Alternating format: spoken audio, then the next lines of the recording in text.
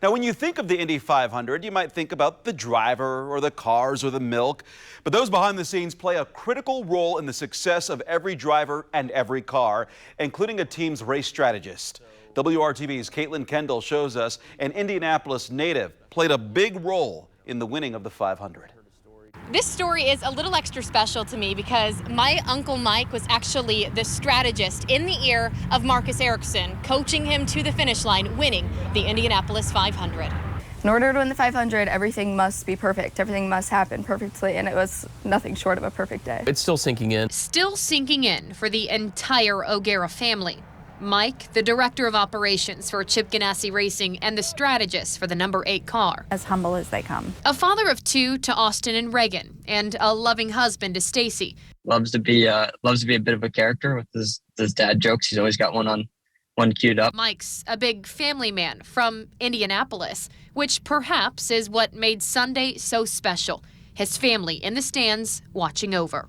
We like to blend in, so we always sit between turn 1 and 2. Racing is in Mike's blood. He grew up at the Speedway. His dad and uncle worked for a small team. He would even sneak into the track to paint and clean the floors of the garage. A stack of tires without wheels in it, they're pretty big wheels, and I could stand inside the stack of tires and they would drive the golf cart into the track. Now he has a pretty important job come race day, working as a sort of middleman between Ericcson and the engineers. To figure out the best time to pit or to stay out, when to save fuel, and when to push and maybe burn more fuel. Strategizing to get the win, a job that isn't easy, and he says it got tricky with the flag thrown in the last few laps, but still, the team did it.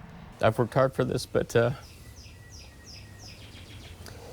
it's not just me, it's Stacy and the kids. They gave up a lot for me to do this, and sorry,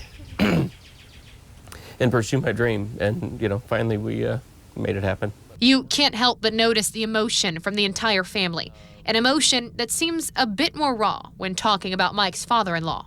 Poppy was one of my biggest fans. Poppy, a loving dad and grandpa, just passed away in December.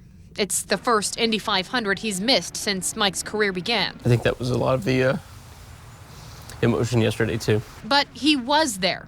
There were 5 family members in the stands with 6 tickets, a seat saved for Poppy. My dad was always the one saying, oh, Scott's getting a penalty, or Marcus, they're saying Marcus is going to end up in the lead, and so I missed that input yesterday. An input that didn't go unnoticed, but now a win in honor of Poppy. And an achievement of a lifelong goal for Mike. Working for you, Kaitlyn Kendall, WRTV. And the legacy of racing isn't stopping with Mike. His son, Austin, who you heard from in that piece, is actually headed to Italy for a race. He's a vehicle dynamics engineer for Ford. The winning Indy 500 team up early today to pose for the traditional winners' photos at the Yard of Bricks. Marcus Ericcson, his girlfriend, his parents, Chip Ganassi, and his entire racing team all took part in the ceremony. And to the victor go the spoils. Ericcson will find out how much money he's taking home tonight at the Indy 500 Victory Banquet at the JW Marriott in downtown Indy.